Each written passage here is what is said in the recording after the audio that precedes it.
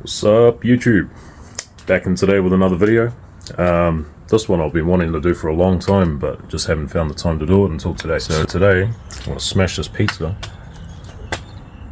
and we're going to get into a build breakdown of my 1995 Ford EF Fairmont with a turbo conversion. So, there she is over there.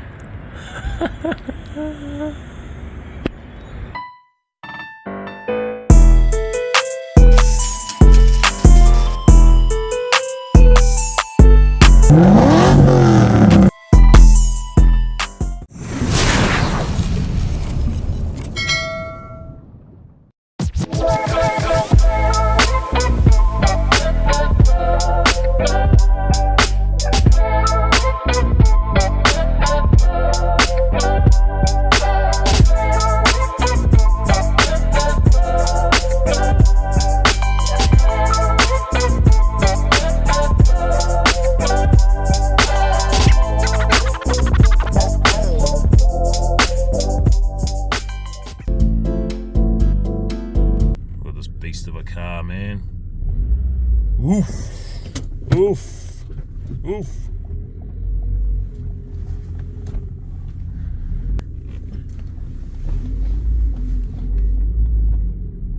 Oof. Thus moving it into the E-Series graveyard of my driveway. Whee!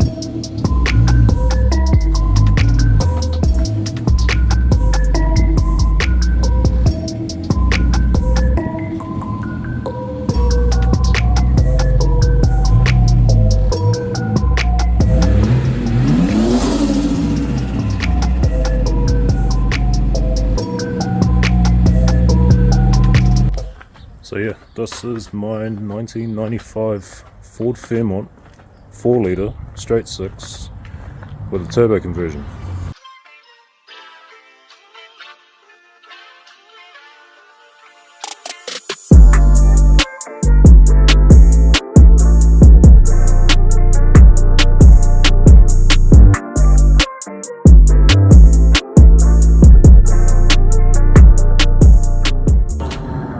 Okay, so this is your typical E-Series, mid-90s, done a shitload of Ks. I think it's done 280,000 roughly, on the clock at least. I've spent my life savings on this car. I've owned it since 2008. And this is pretty much on the day I bought it, back in April of 2008. So it was more or less 100% stock when I got it, apart from some aftermarket wheels. And the last probably 5 or 6 years of its life, it's been neglected heavily. So yeah, trying to get a bit more motivation to get back onto maintaining this car and doing it up and getting it back to its former glory, I guess you could say.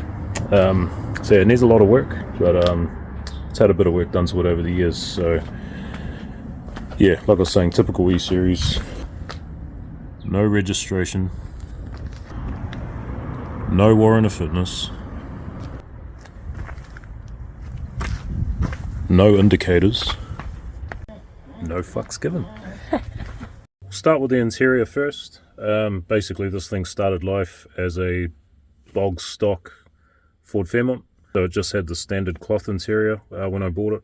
Had no wood grain, had none of the little fancy chrome trims, none of that sort of stuff. So yeah, I wanted to make it a nicer place to sit in while driving, obviously, like most people want to. So I've gone ahead and sort of customize it as much as I could without breaking the bank. So I've gone for like a black on top of Kappa combo. So essentially it's still the factory Fairmont color.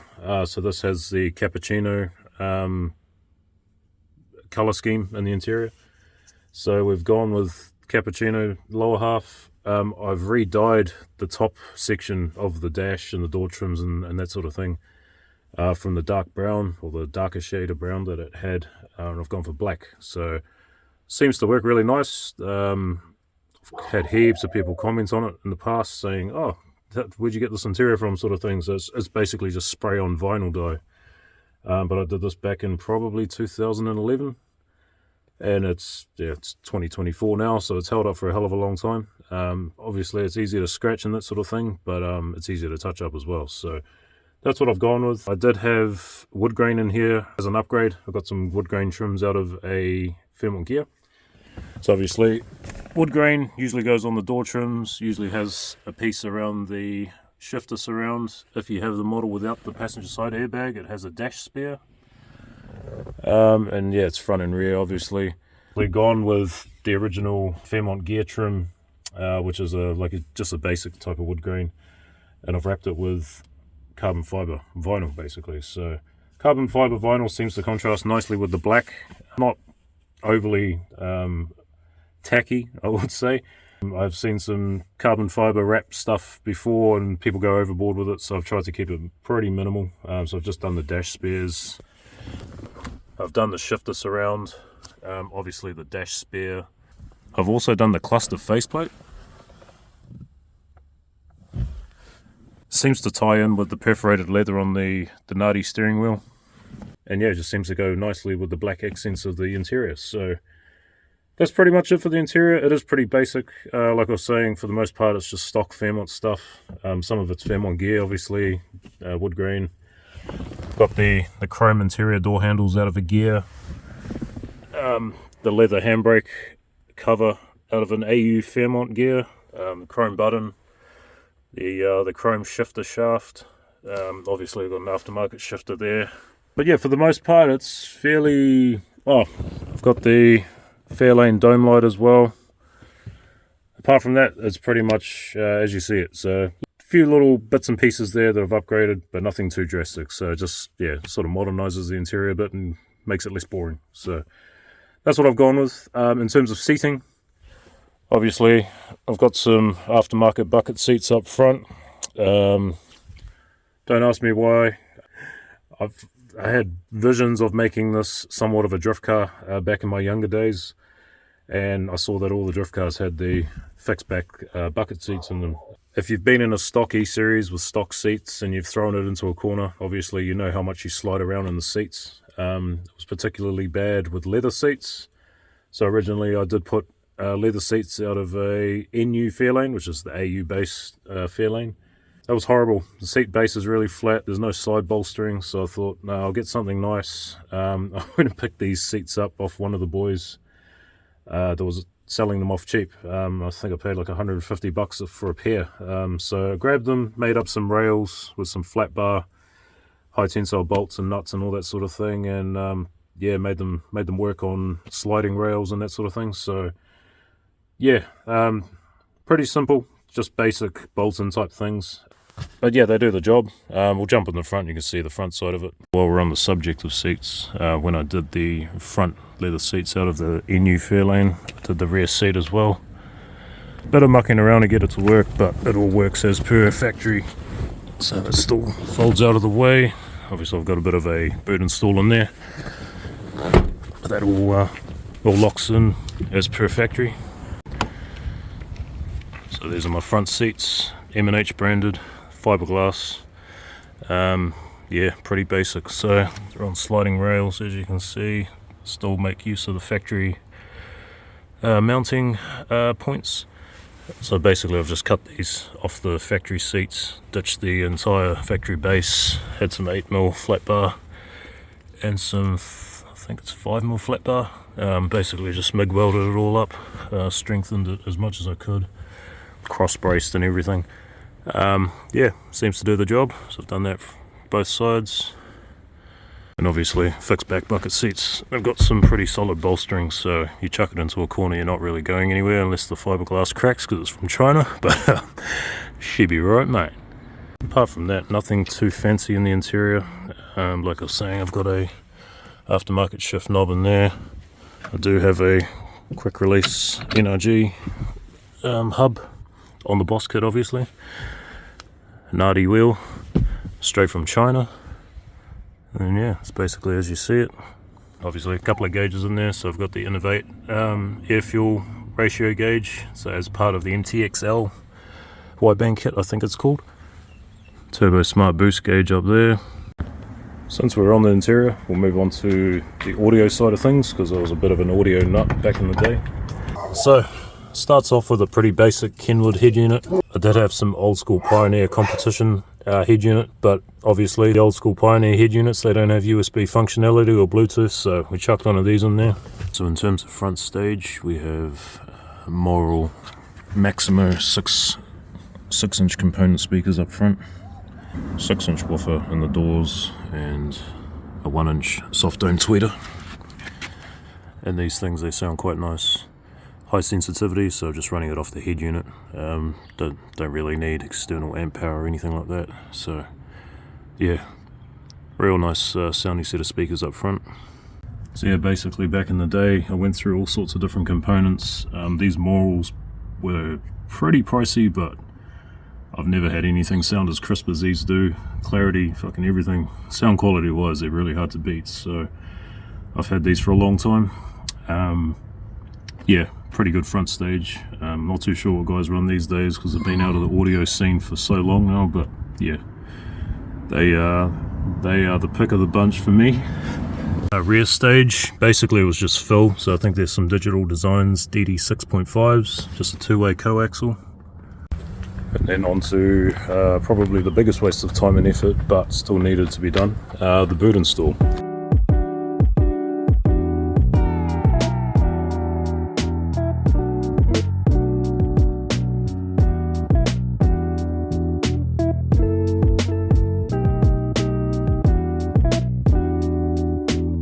So what we're looking at here, I've got an E-Audio 1000D mono block amp, so running two 12-inch Image Dynamics ID12s. These subs back in the day, I used to be a massive Image Dynamics fanboy, so I've been through quite a few different subs, but these ones were the last of the ones that I ended up buying, and I've just stuck with them because yeah, they're so versatile. Two 12s, sealed box, I think it's a cubic foot each, sky high. Car audio wiring throughout it basically. I've done the battery relocation to the boot. It's a big fucking 4-wheel drive sized battery. Yeah, nice and beefy. So it runs the audio setup, and then it basically runs back to the front of the car and hooks up to the fuse box and all that sort of stuff. So yeah, nice and simple, but just tidies up everything. So yeah, onto the exterior, brakes and suspension. So yeah, I've spent a small fortune on the brakes, suspension components over the years as I've changed it up so many times. So front wise, kind of hard to see in here, but we've got Coney red adjustable struts. I've got a custom super low spring in the front. Also, I'm running the AU upper control arm with the adapters that Roland off Boosted Falcon used to make back in the day. So AU upper control arm in an E-Series gives you way more caster angle, and it works mint in an E-Series. Highly recommend it. So yeah, something that I've done, low cost, and yeah, makes a big effect on how the car drives, and yeah, the turning, especially into corners, it's way better, way better. Basically slotted rotors up front with some Zanoli track pads, so they're all factory sort of brake sizes, just yeah, slotted rotors from TRW, some decent pads. I did rebuild the calipers when I did all of this, and I chucked in some safe brake, stainless braided brake lines, just to get rid of all the old rubber stuff. So that's in terms of the front setup. I have upgraded sway bars as well, so I'm running a 30mm white line bar up front. I'm running a 24mm white line sway bar in the rear. Rear brakes, TRW, slotted rotors again, just some cheap pads. I don't know what pads they were. Wasn't too concerned about brakes in the rear because I like doing burnouts, as you could probably imagine.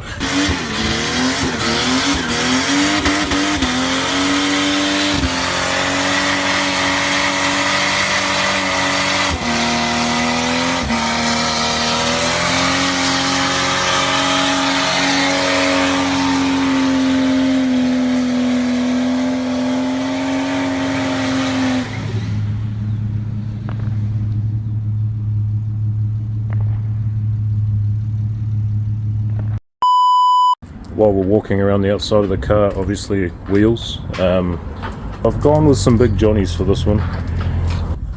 So up front we've got 18 by 10 inch GTRDs from Rotor, genuine rotors, as everyone likes to point out. 12 offset with a 25mm spacer, so it sort of pushes it out quite nicely. The guards have been pumped a slight amount. I'm not going to say they've been taken out too much, but yeah, so it's quite nice without being too drastic. A little bit of stretch on the tyres. Safe as, don't bitch about it. In the rear we've gone with some super big johnnies. We have an 18 by 12 inch GTRD, again, genuine rotor.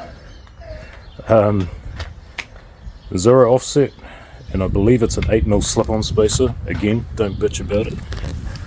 So slip-on spacer. So yeah, slip-on spacer, safe as fuck. I've been driving on this for years, man. So yeah, if you do it properly, make sure your wheel nuts are tightened up and whatnot, you won't have any problems.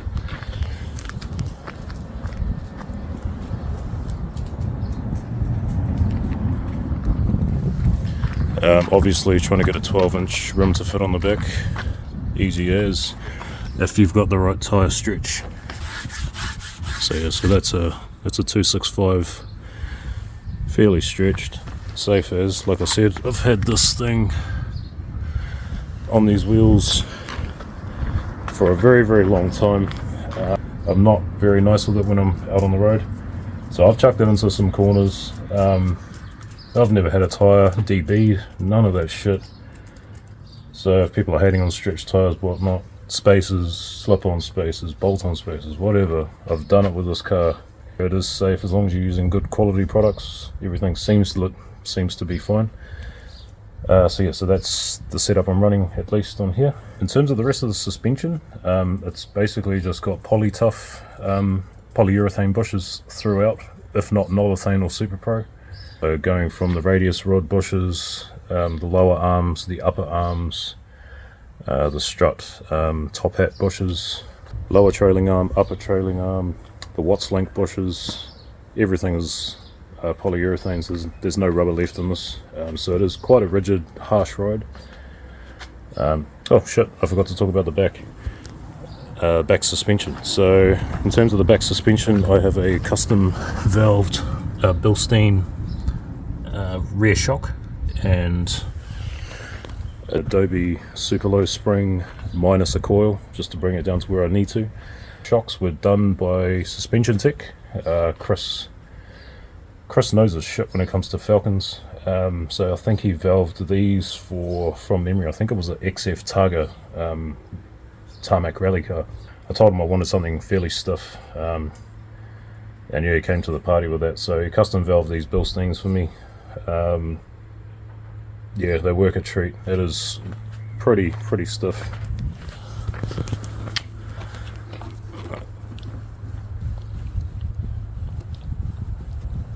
So yeah, there's not a lot of movement in there. I'm about 130 kilos and I can jump up and down on the back of that car and it's not even hitting bump stops or anywhere near it. It's a pretty rough ride. Yeah, all in all, suspension's quite stiff. It is what it is, but that's how I wanted it. So yeah, that's pretty much that. Probably a good idea to go into the engine bay and see what this thing's got.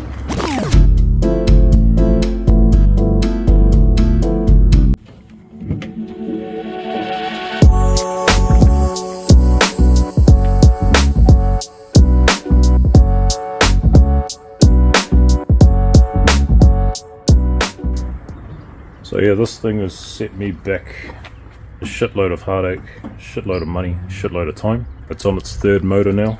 The original EF motor I had in here, the 4 litre, was all stock. I think at about 220,000 Ks I decided to mod it from memory.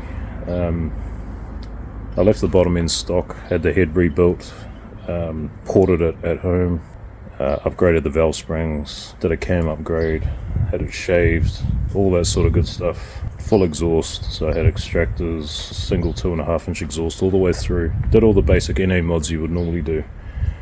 And mind you, this car is still auto as well, so running through the factory auto with just a shift kit and a J3 chip that I tuned myself.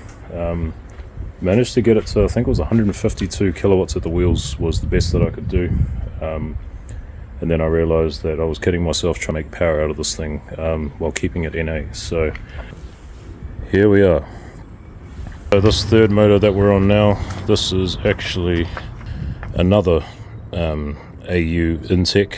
This one is an XR6, so it's got the Tickford spec bullshit through it. So it was all stock, unknown Ks. I think from memory all I did was drop the sump.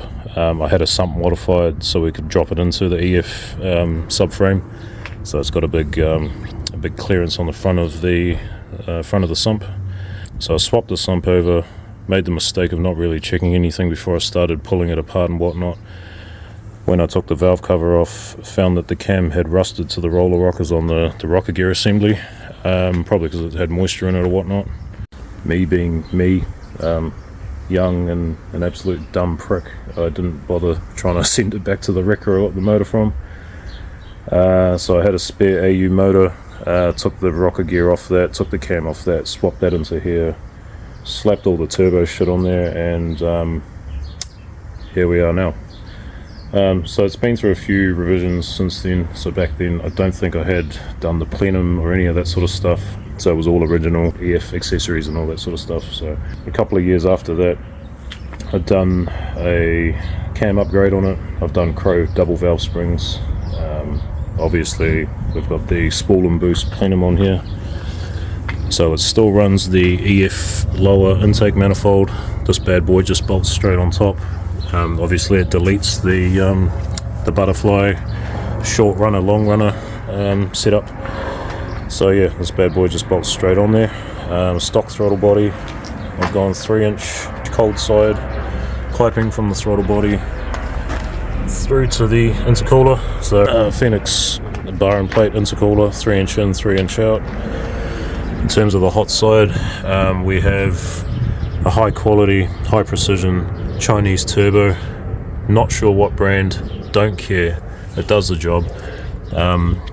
It's actually reasonably sized, just the housings are a little bit on the small side. So it's 4-inch front inlet, 2.5-inch outlet, so it runs 2.5-inch hot side piping till it gets through the guard here, and then it goes up to 3-inch to go through to the intercooler. Obviously 4-inch filter through to the intake of the turbo.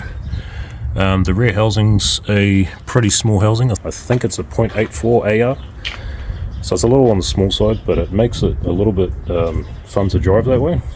It's hella responsive. It's on boost pretty quickly. It's making full boost at like 2500 RPM generally when the motor's healthy. Yeah, so it does a job. Has a 3-inch V-band on the back of it. So 3-inch dump off the V-band all the way through. I had Brendan from No Cams Motorsport back when he was doing fabrication and stuff. I had him do the full 3-inch exhaust for me, so it's all mandrel bent, it's all straight through. 1 X-Force muffler, wastegate. In terms of wastegate, we've got the Turbo Smart 40mm comp gate. Back in the day that was quite a good gate. I don't know about now, but there's probably a hell of a lot more better options these days, but yeah, that's what I went for back in the day. So 40mm gate. I think it's a 1 3/4 inch screamer pipe, which basically just dumps straight down there. I don't know if you can see it down there, but it sort of has like a little turn down that dumps just beside the bell housing. So yeah, basically it's just dumping to atmosphere. It's not plumbed in, because for max street cred you want a wastegate to dump and go, you know, so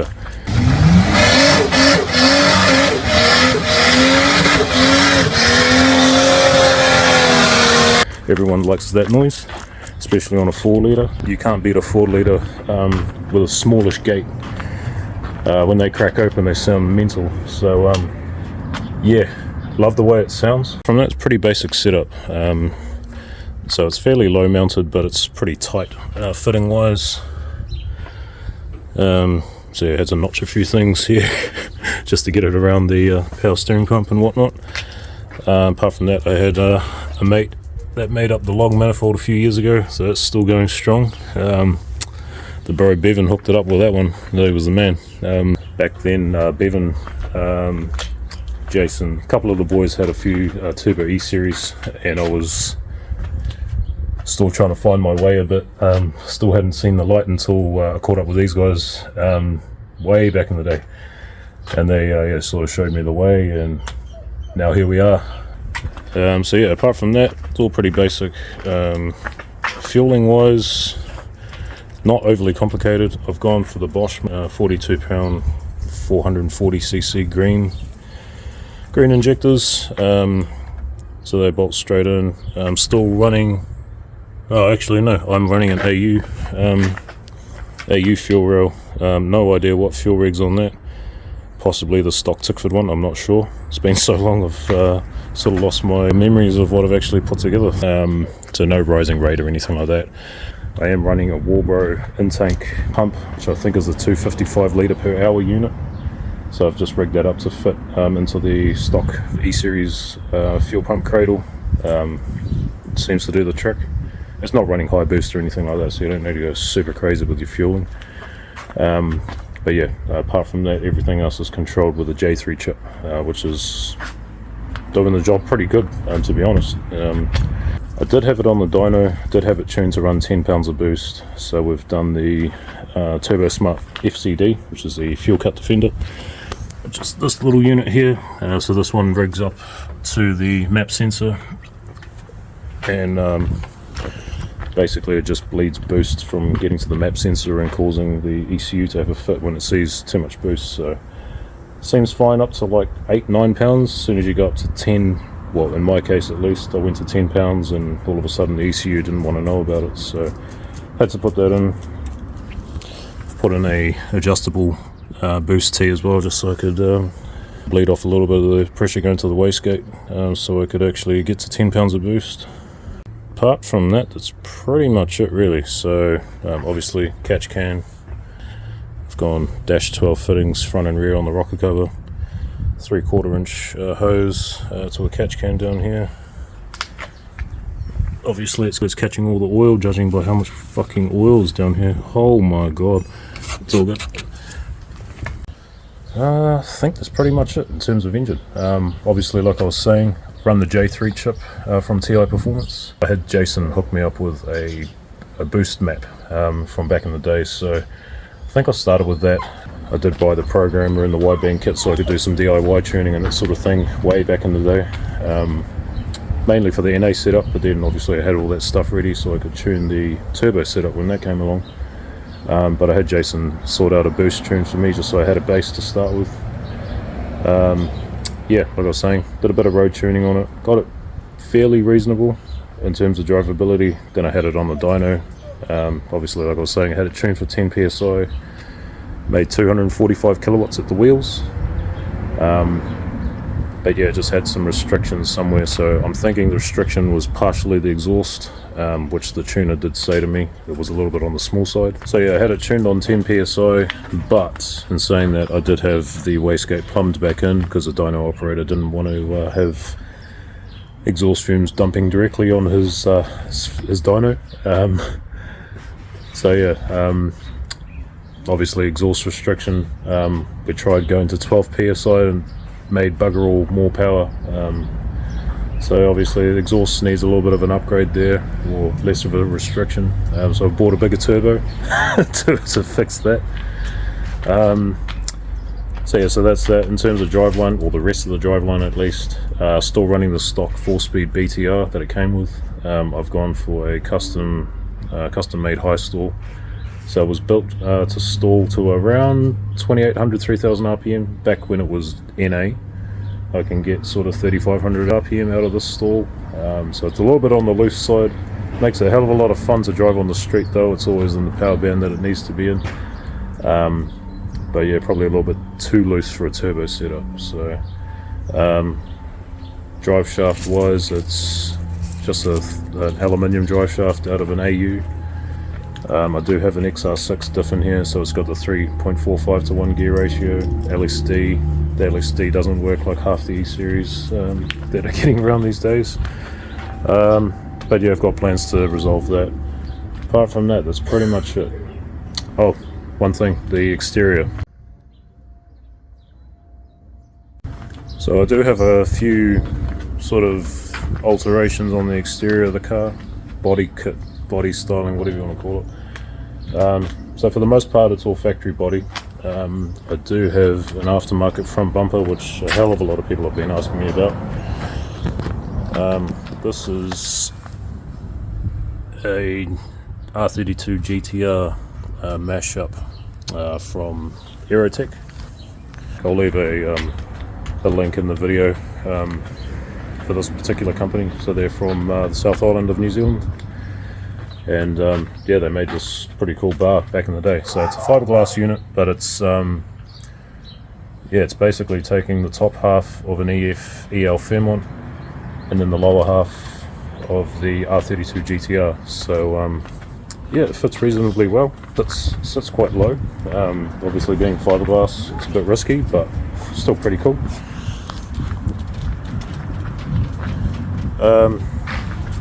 Yeah, suits the car, I reckon. Goes pretty hard. Obviously need that big air dam for the intercooler. So yeah, works pretty good for this. I have a DL LTD chrome grille, just to spice things up a bit.